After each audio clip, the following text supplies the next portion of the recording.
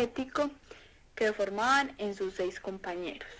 Teodoro Agripa también fue conocido como Teodoro Agripa de Aubigné. Él fue un escritor y también fue poeta francés de la época barroca. Teodoro fue uno de los favoritos de Enrique IV en Francia. Una de sus obras fueron Les Tragiques, otra fue Hectacombe Adian, otra fue Los aventuras du Barón de Faeneste, otra fue Écrits politiques y Clement Marot. Nació el 23 de noviembre de 1496. Clement fue un poeta francés del siglo XVI. Este fue protegido por el rey de Francia, Francisco I. Francois Rabelais nació en 1494 en Chinon, Francia. Él fue un escritor, fue humanista francés, fue médico, que usó también el seudónimo de Alcofribas Nacional. La obra más importante de Francois fue Garantúa y Pantagruel. Esta serie fue de 4 o 5 libros. La vida inestimable de Gargantúa. Margarita de Angulema fue conocida de muchas maneras. Entre estas está Margarita de Boulais, Margarita de Alecón, Margarita de Navarra. Nació el 11 de abril de 1492. Ella fue conocida también como la Reina de Navarra. Ella fue apasionada de la lectura. Ella escribió el libro de poemas Miroir de Iam Pechereis, Espejo del alma pecadora. Michel de Montaigne nació el 28 de febrero de 1533. Él fue un filósofo, fue escritor, fue humorista y moralista francés del Renacimiento. Él es el autor de los ensayos y creador del género literario conocido en la Edad Moderna como ensayo.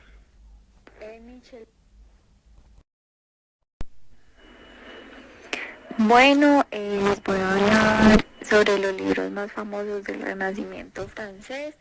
Y uno de ellos es Petit Inventius, que es comprendido por pequeños textos en donde se les canta a las flores, también a las frutas, a pequeños animales y el canto de pequeñas cosas. Otro es La Verdure, un poema pastoril que se convirtió en el prototipo del Renacimiento francés. Otro, el que nos han hablado mucho, ya lo hemos escuchado, es Gargantúa y Pantagruel. Es un conjunto de 5 novelas escritas, narra la historia de 2 gigantes, que es un padre y un hijo, y que trata pues de sus aventuras. Está escrita en forma satírica, es entretenida y a la vez extravagante, y en algunos capítulos pues hay textos muy vulgares.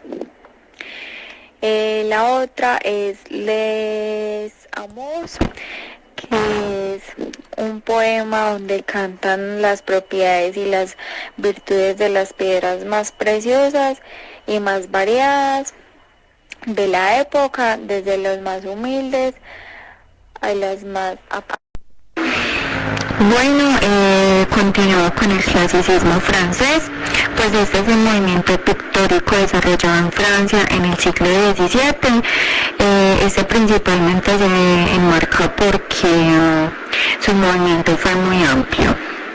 Bueno, en la primera mitad del siglo XVII se cultiva la literatura barroca, como puede ser en el preciosismo de autores como el poeta Vicente Boitou, y pues en la segunda mitad del siglo XVII se dio principios radicales opuestos al barroquismo.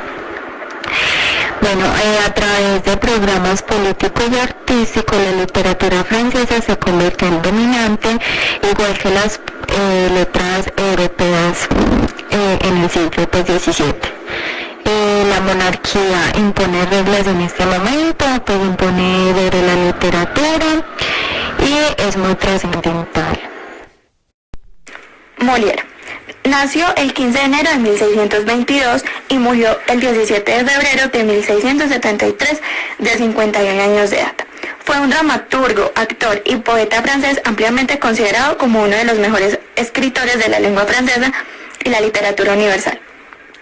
Sus trabajos casi siempre incluían lo que era la comedia, la farsa, la tragicomedia, entre otros. Sus obras se han traducido a todas las lenguas vivas principales, considerado en sí como el padre de la comedia francesa. Sus trabajos se interpretan con más frecuencia que los de cualquier otro dramaturgo actual. Francois Fenel. Nació el 6 de agosto de 1651 y murió el 7 de enero de 1715. Este fue un teólogo, obispo católico, poeta y escritor francés. Es más recordado por su novela Las aventuras de Telemaco, una escabrosa crítica a las políticas de Luis XIV, que probablemente fue más o menos publicado como en 1699. La influencia literaria de esta novela política es considerada durante los 2 siglos siguientes. René Descartes, también llamado como Renatus Cartesius, en escritura latina. Él nació el 31 de marzo de 1596 en Estocolmo, Suecia, y murió el 11 de febrero de 1650. Este fue un filósofo, matemático y físico francés, considerado como el padre de la geometría analítica y de la filosofía moderna, así como uno de los protagonistas con luz propia en el umbral de la revolución científica. El señor Vincent nació en 1597 en París y murió el 26 de mayo de 1648. Este fue un cortesano muy apreciado en los salones, hombre mundano para aquellos que creían que la literatura solo era un pasatiempo. No quiso que sus obras se publicaran en vida. Sus escritos son representativos del periodo del preciosismo y su poesía es rebuscada, manierista y galante. Él hizo que todos los habitantes de un hotel aprendieran un lenguaje refinado y modos refinados. En 1634 formó parte de la primera Academia Francesa. Bueno, el señor Pierre, la verdad de ese no hay mucho que decir, pero no es porque sea menos importante.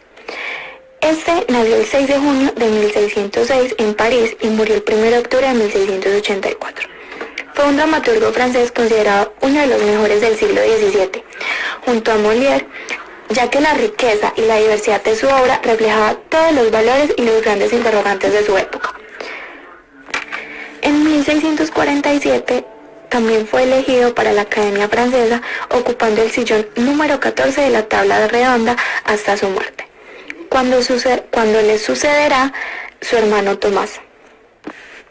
Antes de ocupar su puesto en la Academia Francesa, continúa innovando en el teatro francés hasta su muerte, creando lo que se llama una habitación de máquinas, es decir, privilegiando la puesta de escena y los efectos especiales, probando con el teatro musical y mostrando la incompatibilidad del cargo real con el derecho a la felicidad. Jean nació el 22 de diciembre de 1639 en París y murió el 21 de abril de 1699. Fue un dramaturgo francés de neoclasismo, padre del poeta Luis. Es considerado en su tiempo como uno de los grandes dramaturgos del siglo XVII. Junto a Molière, este fue principalmente un dramaturgo de obras trágicas, aunque también escribió una comedia y una tragedia para niños. Al quedar huérfano a los 4 años de edad, su educación en sí quedó a cargo como de sus abuelos, quienes le confiaron a las religiones de las escuelas en 1655 a 1658. Allí recibió una educación jansenista y humanista muy sólida, estudiando las tragedias en su lengua original, y publicó sus primeras poesías bajo la influencia de un situar de tipo pastoral, pero a este como que le atraían más las tragedias, que lo provocó a una violenta ruptura con sus antiguos maestros, que consideran el teatro como un instrumento de corrupción de las costumbres. Más tarde cursó estudios de filosofía en París y al pasar el tiempo, murió de un cáncer hepático. La ilustración francesa. Las letras francesas tuvieron un profundo impacto en las tradiciones literarias europeas y norteamericanas. Al mismo tiempo, resultaron influidas por las tradiciones británicas y alemanas que inspiraron al romanticismo. La Ilustración francesa. La Ilustración francesa es un movimiento cultural europeo. Este se desarrolló desde los principios del siglo XVIII hasta el inicio de la Revolución Francesa. Algunos países se prolongó durante los primeros años del siglo XIX. Este siglo XVIII es conocido como el siglo de las luces. Entre la Ilustración francesa están las características, entre ellas está la naturaleza. Es un amor a la naturaleza. Este hecho se concreta en el deseo de descubrir, la aplicación de la razón y la observación. Está también la razón. Es una fe constante en el poder de la razón humana. Está también la igualdad. Si todos los hombres poseen la misma naturaleza, posee la capacidad de razonar. Está la libertad en cuestiones políticas, religiosas, económicas e intelectuales. Está también el deísmo. El deísmo es una religión natural. Tenía como fundamento en que Dios y el alma no pueden llegar a ser conocidos por la razón humana. Y está la moral laica, es independiente de la religión, ya que los hombres se rigen por morales, no solo porque Dios ordena observarlas. Francia en el siglo XX.